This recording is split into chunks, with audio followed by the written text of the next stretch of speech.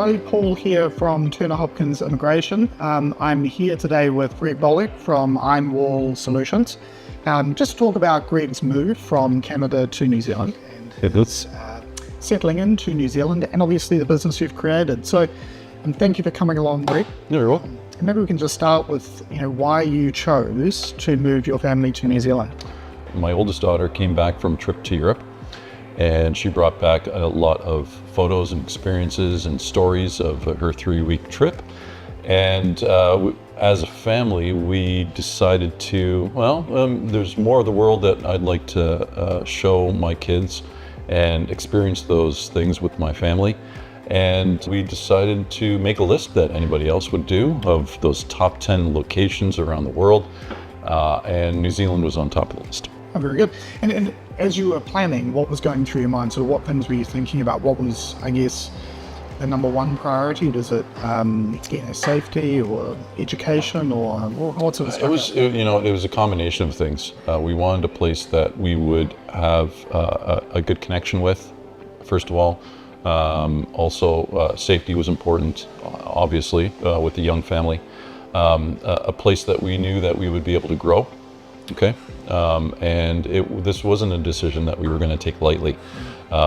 We were all in, and it was a decision that our whole family made. It wasn't just, the dad or the mom or the parents say, okay, we're moving to New Zealand. That's it. Yeah. Everybody was on board.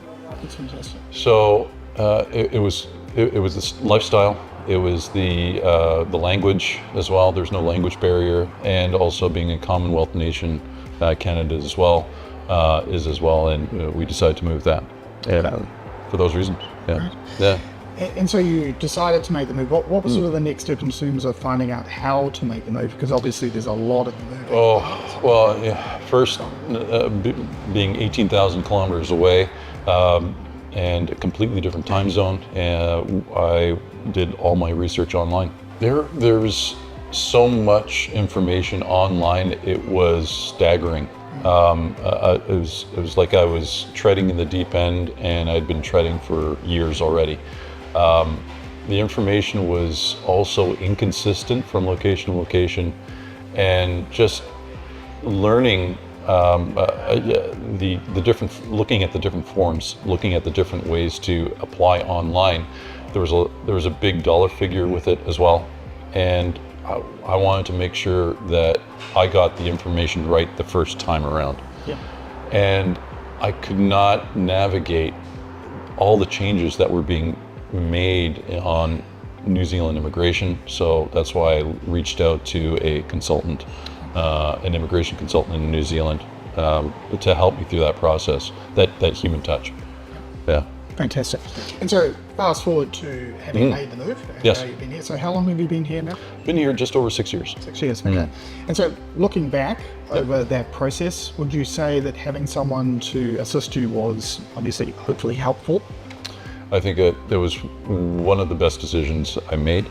I knew other people and saw other stories, read other stories of just travesties and horror stories of people that had improperly put in wrong information or were laxed in providing detailed accompanying documents.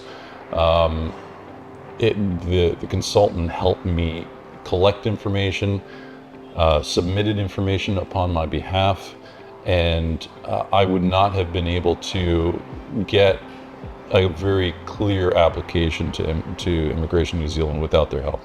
Certainly. Yeah.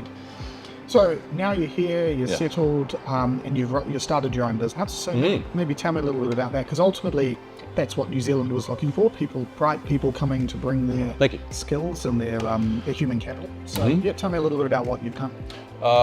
So we first came here on a skilled migrant visa, and during COVID, that was a tough time for everyone, and including us being on the skilled migrant visa, and that really forced a lot of people into some extreme immigration applications, I guess, us included.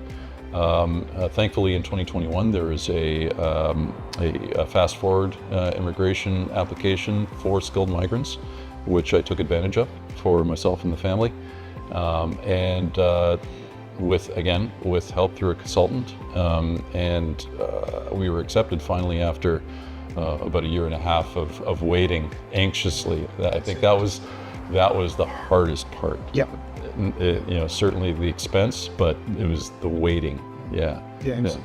So once we received our residency, I was finally allowed to start my own business, and also my kids were allowed to work as well, because when we first arrived, they were still students. They weren't 18 yet, and so they couldn't work until we received those residence visas. Yep. Yep. Fantastic. So you started a business in cybersecurity? Yes. Yep. Tell me a little bit about that. So the business I started, called Ironwall Solutions, its first focus is managed IT services. Basically, that's an external or remote help desk for IT support. So we can help you with your computer needs, any break fix type of items, and support of your greater infrastructure, your networking, firewall systems, and large data stores.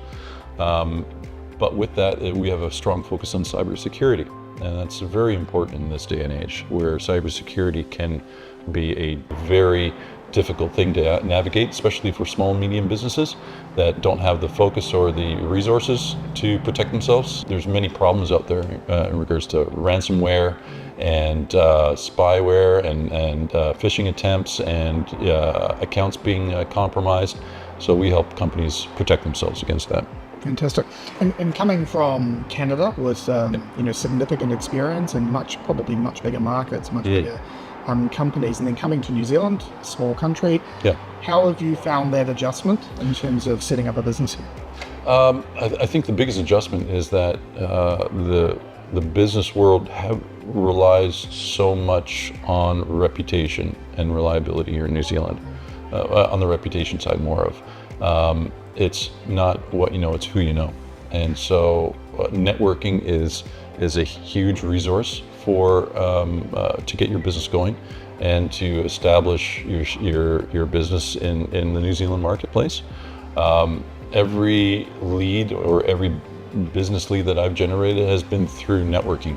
It has not been through a lot of marketing. It's not been through knocking on doors. It's through meeting people and exposing yourself in meetings and in different types of events. So I guess to kind of wrap it up, if you were to give someone in your situation coming from anywhere in the world to New Zealand some advice, what would that advice be?